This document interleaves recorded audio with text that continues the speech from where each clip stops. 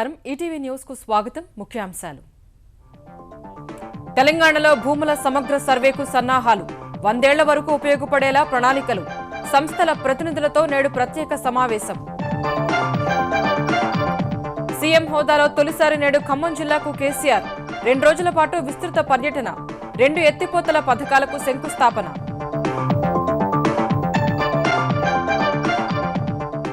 Budget సమావేశాలే అజెండాగా నేడు ఆంధ్రప్రదేశ్ మంత్రివర్గ భేటీ తాత్కాలిక సచివాలయానికి శంకుస్థాపన కాపుల రిజర్వేషన్లపైన చర్చించే అవకాశం సియాచిన్లో అమరుడైన ముస్తాక్ అహ్మద్ కు నేడు అంత్యక్రియలు సైనిక లాంఛనాలతో కర్నూలు జిల్లా పార్నపల్లిలో తుది వీడ్కోలు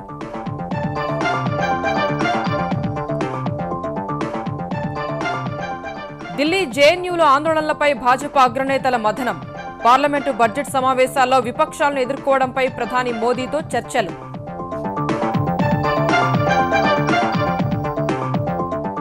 మేక్ ఇన్ ఇండియా వారోత్సవాల్లో అగ్ని ప్రమాదంపై దర్యాప్తు మహారాష్ట్ర సర్కారు ఆదేశాలు షార్ట్ సర్క్యూట్ వల్లే మంటలు చెలరేగినట్లు ప్రాథమిక నిర్ధారణ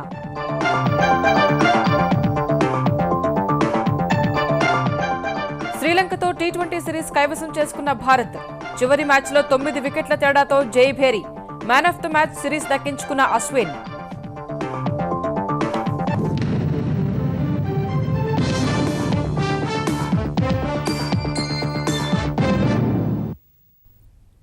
తెలంగాణలో భూముల సమగ్ర సర్వేకు రంగం సిద్ధమైంది సుమారు 7 దశాబ్దాల అనంతరం జరగనున్న ఈ భూముల సమగ్ర సర్వే కోసం మార్చి 2వ వారం నాటికి టెండర్ల ప్రక్రియను పూర్తి చేసి పనులు చేపట్టేందుకు తెలంగాణ రెవెన్యూ శాఖ ఏర్పాట్లు చేస్తోంది ఈ క్రమంలోనే నేడు సర్వే బృందాలతో సమావేశం కానున్న భూపరిపాలన ప్రధాన కమిషనర్ సర్వే సంస్థల సన్నద్ధత అందుబాటులో ఉన్న సాంకేతిక పరిజ్ఞానం సర్వేకు తీసుకునే సమయం ఇతర అంశాలపై చర్చించనున్నారు తెలంగాణలో 100 ఏళ్ల వరకు పనికొచ్చేలా భూముల సమగ్ర సర్వే చేపట్టేందుకు ప్రభుత్వం సమాయత్తమవుతోంది భూముల సమగ్ర సర్వేలో ముందున్న గుజరాత్ బీహార్ అనుసరించిన విధానాలపై ఇటీవల అధ్యయనం చేసిన తెలంగాణ రెవెన్యూ సర్వే ఉన్నతాధికారులు బీహార్లో విధానం బాగుందని నిర్ధారణకు రావడం సహా అదేవిధంగా రాష్ట్రంలోనూ భూములు సర్వే చేయాలని నిర్ణయించారు ఇందుకోసం త్వరలో మార్గదర్శకాలు జారీ చేసి వచ్చే నెల 15 నాటికి టెండర్ల ప్రక్రియ పూర్తి చేయాలని యోచిస్తున్నారు ఈ పనిని ఎన్ని సంస్థలకు అప్పగిస్తే త్వరగా పూర్తవుతుందనే అంశాన్ని పరిశీలిస్తున్నారు మ్యాపింగ్ ఏరియల్ ఫోటోగ్రఫీ ప్రక్రియ 3 నుంచి 5 నెలల్లో పూర్తవుతుందని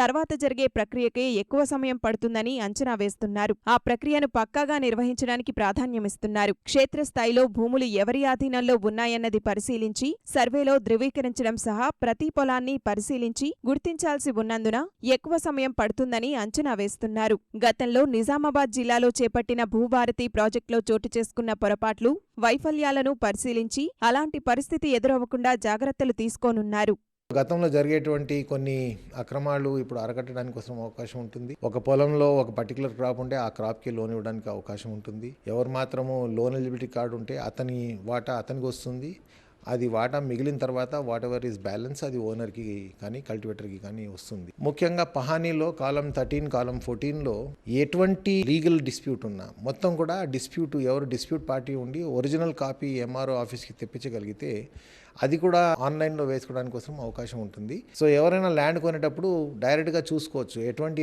లీగల్ ఎన్కంబరెన్సీ ఈ ల్యాండ్ మీద ఏమైనా ఉందా బ్యాంక్ లోన్లు కూడా ఈ లోన్ ఛార్జ్ మాడ్యూల్ ద్వారా డైరెక్ట్గా పాపులేట్ అయిపోతుంది కాబట్టి ఆ ల్యాండ్ మీద ఇంత ఫైనాన్షియల్ ఇన్కంబరెన్స్ ఉంది అనేది చాలా స్పష్టంగా తెలియడానికి కోసం మేము ఏర్పాటు చేస్తున్నాం జాతీయ భూ రికార్డుల ఆధునీకరణ కార్యక్రమంలో భాగంగా భూ సర్వేకు కేంద్రం ఆర్థిక తోడ్పాటునందిస్తోంది సర్వే కోసం సుమారు 254 కోట్ల రూపాయల వ్యయమవుతుందని అంచనా వేయగా కేంద్రం 139 కోట్ల రూపాయలు ఇవ్వడానికి ఒప్పుకొని 89 కోట్ల రూపాయలు విడుదల చేసింది ఈ సర్వేకు సంబంధించి రెవెన్యూ ఉద్యోగులు అధికారులు ఇతర సిబ్బందికి ప్రత్యేక శిక్షణ ఇవ్వనున్నారు రెవెన్యూ ఉద్యోగుల్లో కొందరికి సర్వే ప్రత్యేక బాధ్యతలు అప్పగించడం వల్ల ప్రయోజనముంటుందని అధికారులు భావిస్తున్నారు సో ఈ ట్రైనింగ్ ఇవ్వడం వల్ల వాళ్ళకి ఒకటి చాలామంది ఎంఆర్ఓస్కి ఇది వరలో ట్రైనింగ్ ఇవ్వడం లేదు ఇచ్చినా కూడా చాలా రోజుల క్రితం ఇచ్చినట్టున్నది ఒక క్వాలిటీ పెంచాలంటే ఇవాళ ఉన్నటువంటి పరిస్థితులు ఇవాళ ఉన్నటువంటి ఛాలెంజెస్ గురించి కూడా మాట్లాడవలసిన అవసరం ఉంటుంది కాబట్టి ఒకవైపు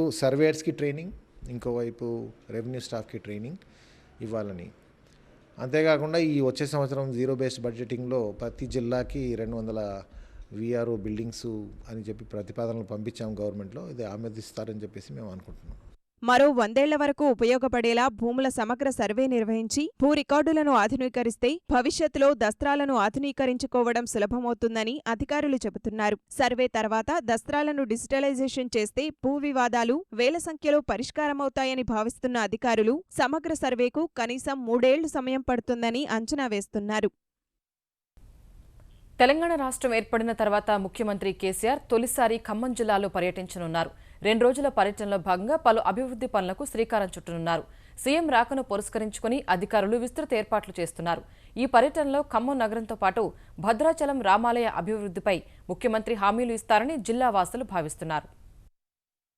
ముఖ్యమంత్రి కేసీఆర్ నేటి నుంచి 2 రోజులు ఖమ్మం జిల్లాలో పర్యటించనున్నారు. ఈ ఉదయం 11 గంటలకు హైదరాబాద్ బేగంపేట విమానాశ్రయం నుంచి ప్రత్యేక హెలికాప్టర్లో బయలుదేరనున్న ఆయన మధ్యాహ్నం 12 గంటలకు ఖమ్మం జిల్లా తిరుమలాయపాలెంలోని హెలిప్యాడ్కు చేరుకుంటారు. అక్కడి నుంచి రోడ్డు మార్గంలో ఖమ్మం చేరుకొని నగరంలోని పలు కాలనీల్లో పర్యటిస్తారు. భోజన విరామం తర్వాత మరికొన్ని కాలనీలను కేసీఆర్ సందర్శిస్తారు. ప్రజల సమస్యలు అడిగి తెలుసుకుంటారు. సాయంత్రం జిల్లా అధికారులతో సమీక్ష నిర్వహిస్తారు. అనంతరం తెరాస ఖమ్మం నియోజకవర్గ బాధ్యుడు ఆర్జేసీ కృష్ణ ఇంట్లో రాత్రి బస చేస్తారు. మంగళవారం ఉదయం ఖమ్మం నుంచి ముదికొండ మండలం ముత్తారం గ్రామంలోని రామాలయాన్ని సందర్శిస్తారు. అక్కడి నుంచి తిరుమలాయపాలెం చేరుకొని భక్తరామదాసు ఎత్తిపోతల పథకానికి సీఎం శంకుస్థాపన చేస్తారు. అనంతరం బహిరంగ సభలో పాల్గొంటారు. మధ్యాహ్నం టేకులపల్లి మండలం రోళ్లపాడు గ్రామం వద్ద దుమ్ముగూడెం జలాశయం పునరాకృతిలో భాగంగా చేపట్టిన సీతారామ ఎత్తిపోతల పథకానికి శంకుస్థాపన చేస్తారు. తర్వాత ప్రాజెక్టు ముంపు గ్రామాల ప్రజలతో సీఎం మాట్లాడుతారు. అనంతరం హెలికాప్టర్లో హైదరాబాద్ బయలుదేరతారు.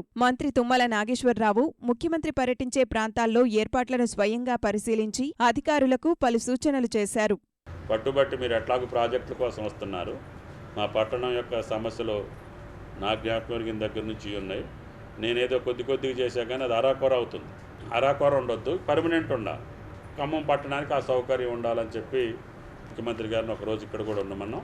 ఈ 3 సంవత్సరాలు నిద్రాహారాలు మాని అధికారులను ఇబ్బంది పెట్టించి ప్రజల సహకారం తీసుకొని ఈ ప్రాజెక్టులు పూర్తి చేయాలని ఏకైక సంకల్పం తప్ప నాకు కానీ ముఖ్యమంత్రి గారికి కానీ ప్రభుత్వానికి కానీ వేరే కోరిక లేదని చెప్పి కూడా మీకు ఈ సందర్భంగా మనం చేస్తాం. ముఖ్యమంత్రి పర్యటనను పురస్కరించుకొని ఖమ్మంలో భారీగా స్వాగత తోరణాలు ఏర్పాటు చేశారు. డివైడర్లకు రంగులు వేయడం సహా నగరాన్ని సుందరంగా తీర్చిదిద్దారు. 1300 మంది పోలీసులతో బందోబస్తు ఏర్పాటు చేశారు.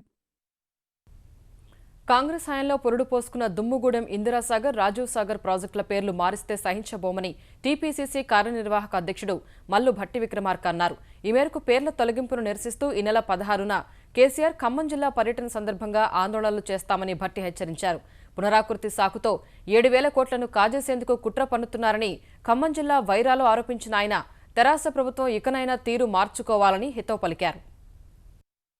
రాజశేఖర రెడ్డి గారి హయాంలో కాంగ్రెస్ ప్రభుత్వం అక్కడ దుమ్మగూడెం దగ్గర ఉద్రంకోట దగ్గర 2 ఇంటేక్ వెల్స్ కి శంకుస్థాపన చేసి దాదాపు ఇప్పటికే 2,000 కోట్ల దాకా ఖర్చు పెట్టడం కూడా జరిగింది. చివరి దశలో ఉన్నటువంటి ఈ 2 ప్రాజెక్టులు అరకొరగా నిధులు ఖర్చు పెడితే 4 లక్షల ఎకరాలకి నీళ్లు ఇవ్వడానికి అవకాశం ఉంది.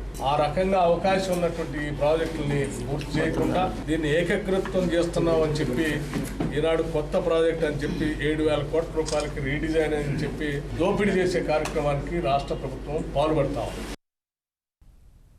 అసెంబ్లీ బడ్జెట్ సమావేశాల నిర్వహణే ప్రధాన అజెండాగా ఆంధ్రప్రదేశ్ మంత్రివర్గం ఇవాళ సమావేశం కానుంది. రాజధాని నిర్మాణం, ఇసుక వేలం వంటి అంశాలను కూడా ఈ భేటీలో చర్చించనుంది. పంట సంజీవని లక్ష్యాలు, ఇటీవల ఆంధ్రప్రదేశ్లో చోటు చేసుకున్న పరిణామాలపైన మంత్రులు చర్చించి నిర్ణయాలు తీసుకోనున్నారు. విజయవాడలో ముఖ్యమంత్రి చంద్రబాబు అధ్యక్షతన మధ్యాహ్నం ఆంధ్రప్రదేశ్ మంత్రివర్గం సమావేశం కానుంది. సీఎం కార్యాలయంలో జరగనున్న ఈ భేటీలో బడ్జెట్ సమావేశాల నిర్వహణపై ప్రధానంగా చర్చించనుంది. ప్రతిపక్షం ఎలాంటి ప్రశ్నలు సంధించినా పూర్తి సమాచారంతో సిద్ధంగా ఉండాలని చంద్రబాబు మంత్రులకు స్పష్టం చేయనున్నారు. ప్రతిపక్షాలు అడిగే ప్రశ్నలకు సమాధానాలు చెప్పేలా ఆయా శాఖల మంత్రులే బాధ్యత తీసుకోవాలని దిశానిర్దేశం చేయనున్నారు. మార్చి 5న బడ్జెట్, 7న వ్యవసాయ బడ్జెట్ ప్రవేశపెట్టనున్నట్లు ఇప్పటికే ప్రకటించగా అందుకు తగ్గట్టుగా ఎన్ని రోజులు సమావేశాలు నిర్వహించాలనే అంశంపైన మంత్రివర్గంలో చర్చ జరిగే అవకాశముంది. అసెంబ్లీలో ప్రవేశపెట్టాల్సిన బిల్లులపై మంత్రివర్గ సమావేశంలో నిర్ణయం తీసుకోనున్నారు. వచ్చే బడ్జెట్లో కాపు కార్పొరేషన్కు 1000 కోట్లు కేటాయిస్తామని ప్రకటించినందున ఆ మేరకు చర్యలు తీసుకోవాలని ఆర్థిక శాఖకు ముఖ్యమంత్రి దిశానిర్దేశం చేయనున్నారు. కాపులను బీసీలో చేర్చితే ఆ సామాజిక వర్గాలకు ఎలాంటి నష్టం కలగనీయబోమనే సందేశాన్ని అసెంబ్లీ ద్వారా గట్టిగా ఇచ్చే అంశంపై మంత్రివర్గ సమావేశంలో నిర్ణయం తీసుకోనున్నారు. ఇటీవల జరిగిన ముద్రగడ దీక్ష సమీక్ష, మంజునాథ కమిషన్ ఏర్పాటు అంశాలపైన చర్చించనున్నారు. ఇసుక వేలంపాటలో పారదర్శకంగా ఉండేలా చూడడం సహా శాఖల వారీగా ముఖ్యమంత్రి సమీక్షించనున్నారు. ఆంధ్రప్రదేశ్లో పెండింగ్ ప్రాజెక్టులను పూర్తి చేసేందుకు వివిధ ప్రాజెక్టులకు సంబంధించి సవరించిన అంచనాలపైన మంత్రివర్గంలో కీలక చర్చ జరిగే అవకాశముంది. ఈ అంశానికి సంబంధించి ఆర్థిక శాఖ, జలవనరుల శాఖ అధికారుల మధ్య భిన్నాభిప్రాయాలు వ్యక్తమవుతుండగా ముఖ్యమంత్రి వద్ద ఈ పంచాయతీకి తెరపడే అవకాశముంది. తాత్కాలిక సచివాలయం శంకుస్థాపన తేదీ, నిర్ణీత గడువులోగా ఉద్యోగుల తరలింపు వంటి అంశాలపైన మంత్రివర్గం చర్చించనుంది. ఈ నెల 22, 23 తేదీల్లో కలెక్టర్ల సదస్సు నిర్వహించాలని నిర్ణయించినందున ఈ అంశంపైన మంత్రివర్గంలో చర్చ జరగనున్నట్లు తెలుస్తోంది. పార్లమెంటు బడ్జెట్ సమావేశాలు సమీపిస్తున్న వేళ ఢిల్లీ జవహర్లాల్ నెహ్రూ విశ్వవిద్యాలయంలో చోటు చేసుకున్న పరిణామాలపై కేంద్ర ప్రభుత్వం దృష్టి సారించింది. జేఎన్యూలో పార్లమెంటుపై దాడి సూత్రధారి అఫ్జల్ గురుకు అనుకూలంగా నిర్వహించిన కార్యక్రమం సహా తదనంతర పరిణామాలతో విద్యార్థులపై పోలీసు చర్యను విపక్షాలు ఖండిస్తుండగా ఆయా అంశాలపై ప్రధాని నరేంద్ర మోదీ, పలువురు సీనియర్ మంత్రులు సహా భాజపా అధ్యక్షుడు అమిత్తో సమావేశమై చర్చించారు. జేఎన్యూ ఘటనతో పాటు త్వరలో జరగనున్న 5 రాష్ట్రాల అసెంబ్లీ ఎన్నికలు, భాజపా సంస్థాగత అంశాలపైన చర్చించినట్లు భాజపా వర్గాలు తెలిపాయి. కేంద్ర హోంమంత్రి రాజ్నాథ్, ఆర్థిక మంత్రి అరుణ్ జైట్లీ, విదేశీ వ్యవహారాల మంత్రి సుష్మా స్వరాజ్ కూడా పాల్గొన్న ఈ సమావేశంలో పార్లమెంట్లో విపక్షాలు ప్రస్తావించే అంశాలు, వాటిని సమర్థంగా ఎదుర్కొనే వ్యూహాలపై కూడా చర్చించినట్లు తెలుస్తోంది. ముంబైలో జరుగుతున్న మేక్ ఇన్ ఇండియా వారోత్సవాల్లో భారీ అగ్ని ప్రమాదం చోటు చేసుకోవడంపై దర్యాప్తు కొనసాగుతోంది. కళావేదిక కింద ఉన్న విద్యుత్ సరఫరా వైర్ల వల్లే దుర్ఘటన చోటు చేసుకున్నట్లు ప్రాథమిక దర్యాప్తులో తేలింది. ముఖ్యమంత్రి ఫడ్నవీస్ ఆదేశాల మేరకు మంత్రి సుభాష్ దేశాయ్, మహారాష్ట్ర ప్రభుత్వ ప్రధాన కార్యదర్శి, ముంబై పోలీస్ కమిషనర్, నగరపాలక సంస్థ కమిషనర్తో కూడిన కమిటీ ప్రమాద కారణాలపై విచారణ చేపట్టగా ముంబై అగ్నిమాపక దళ ప్రధానాధికారి కూడా ఈ ఘటనపై 2 రోజుల్లో ప్రభుత్వానికి నివేదిక సమర్పిస్తామని వెల్లడించారు.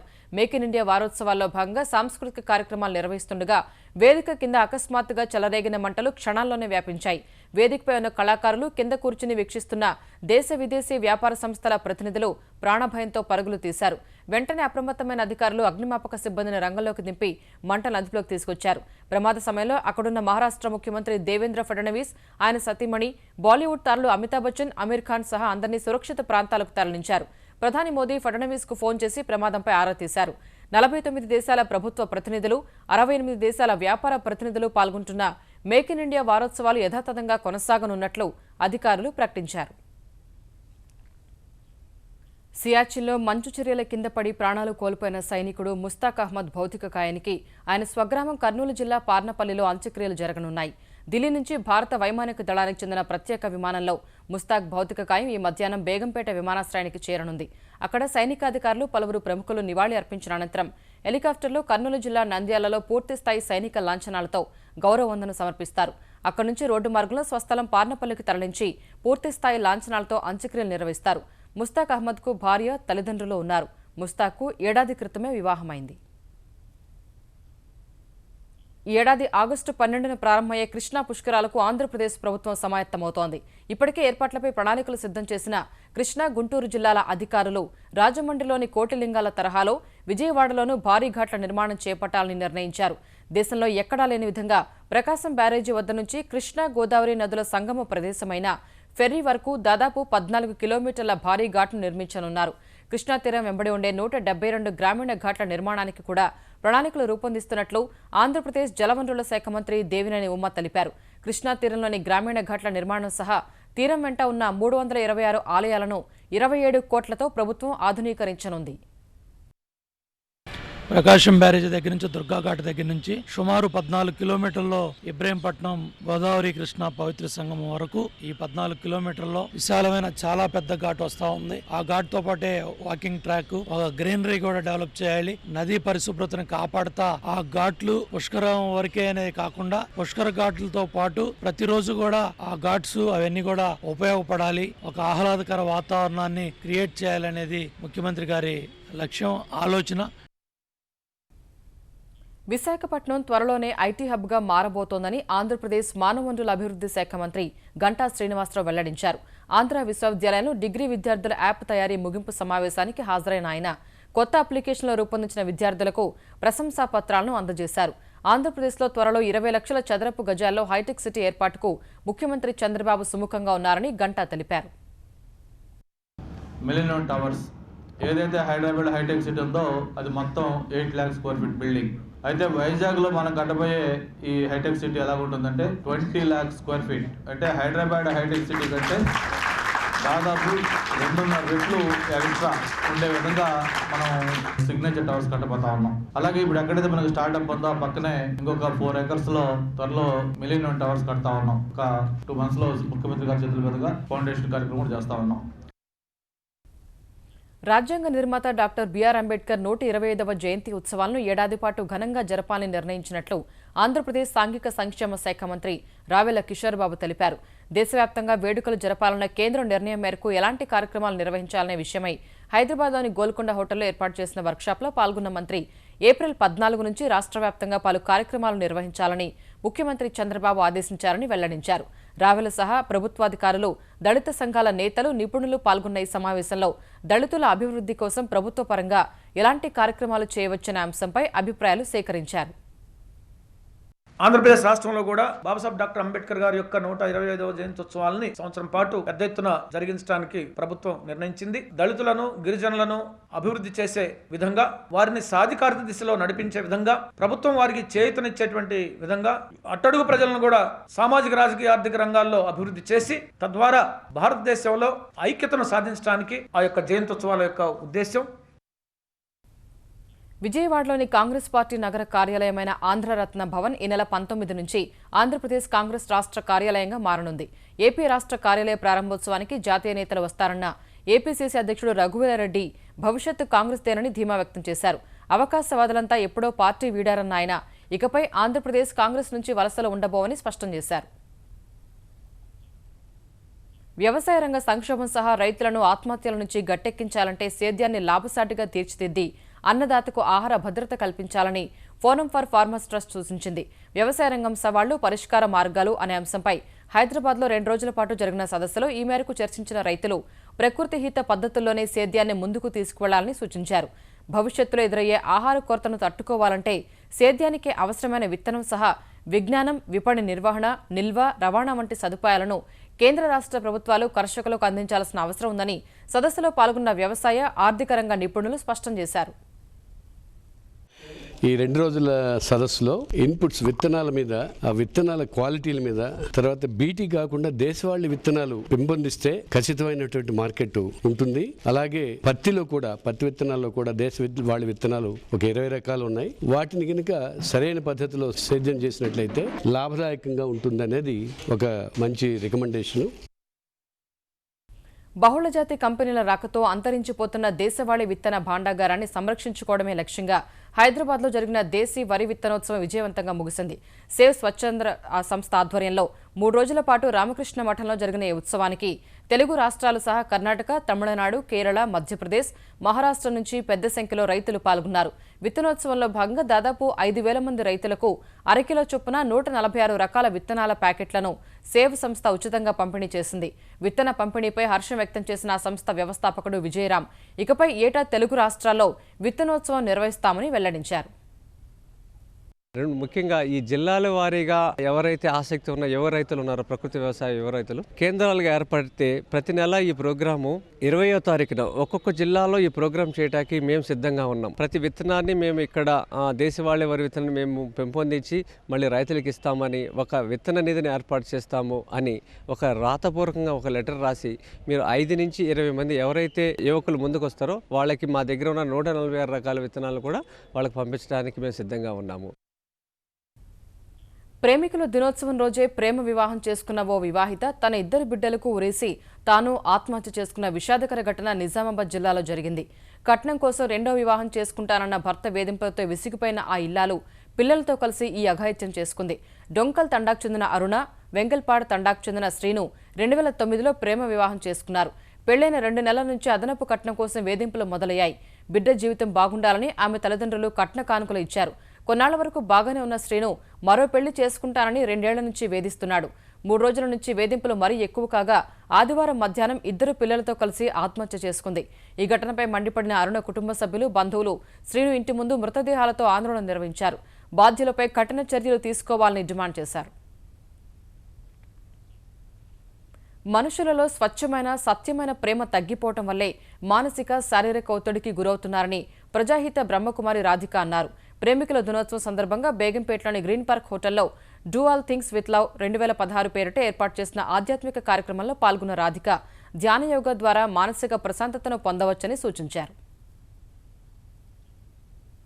హైదరాబాద్ జూబ్లీహిల్స్లోని పెద్దమ్మ తల్లి ఆలయ వార్షికోత్సవాలు అంగరంగ వైభవంగా జరిగాయి. 22వ వార్షికోత్సవాలకు నగరంలోని భక్తులు అధిక సంఖ్యలో తరలివచ్చి అమ్మవారికి ప్రత్యేక పూజలు నిర్వహించారు. ఉత్సవాల్లో భాగంగా చండీహోమం, దిక్పాలక భైరవ బలిహరణం నిర్వహించారు. రాత్రి పురవీధుల్లో రథంపై అమ్మవారి ఊరేగింపు కన్నుల పండుగగా జరిగింది. గిరిజన సంప్రదాయ నృత్యాలు 2020 ప్రపంచ కప్కు ముందు శ్రీలంకతో జరిగిన 3 మ్యాచ్ల సిరీస్ను భారత్ 2-1 తేడాతో గెలుచుకుంది.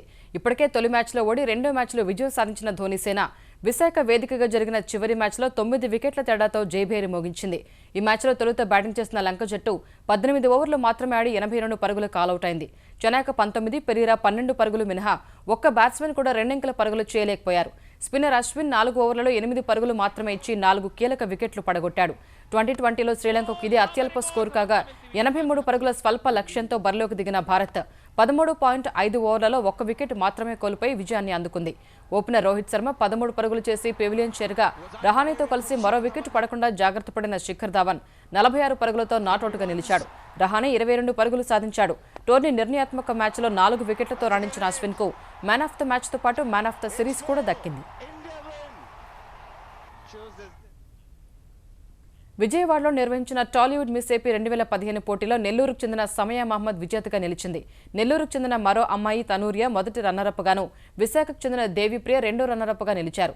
విశాఖ, రాజమండ్రి, పశ్చిమ గోదావరి, విజయవాడ, గుంటూరు, నెల్లూరు జిల్లాల్లో అందాల కిరీటం దక్కించుకున్న 17 మంది యువతులు ఈ పోటీలో తమ ప్రతిభను కనబరిచారు. గతంలో మిస్ ఏపీ కిరీటం దక్కించుకుని సినీతారగా రాణిస్తున్న పూనం కౌర్, దర్శకుడు శ్రీనివాస్ రెడ్డి, అంతర్జాతీయ మోడల్ భరత్లు న్యాయ నిర్ణేతలుగా వ్యవహరించగా మొత్తం 3 విభాగాల్లో పోటీలు నిర్వహించారు. ముందు సంప్రదాయ వస్త్రధారణతో ముద్దుగుమ్మలు ర్యాంపై హొయలులికించారు. పాశ్చాత్య వస్త్రధారణతో రెండో రౌండ్లో మిస్సమ్మలు తళుక్కున మెరిశారు.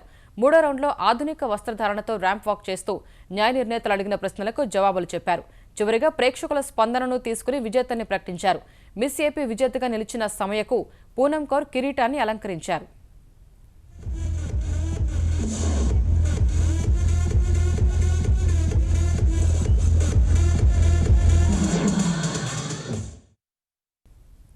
హైదరాబాద్ మాదాపూర్లోని national institute of fashion technology ప్రాంగణంలో స్పెక్ట్రమ్ వేడుకలు వర్ణశోభితంగా సాగాయి. విద్యార్థి డిజైనర్లు రూపొందించిన సరికొత్త దుస్తులతో నిర్వహించిన ఫ్యాషన్ ప్రదర్శన వీక్షకుల్ని ఉర్రూతలూగించింది. పనికిరాని వస్తువులతో కొత్తగా ఆలోచించి రూపొందించిన వస్త్ర శ్రేణిని విద్యార్థులే స్వయంగా ఆవిష్కరించారు. హంస నడకలతో హొయిలుపోతూ వీక్షకుల్ని మంత్రముగ్ధుల్ని చేశారు.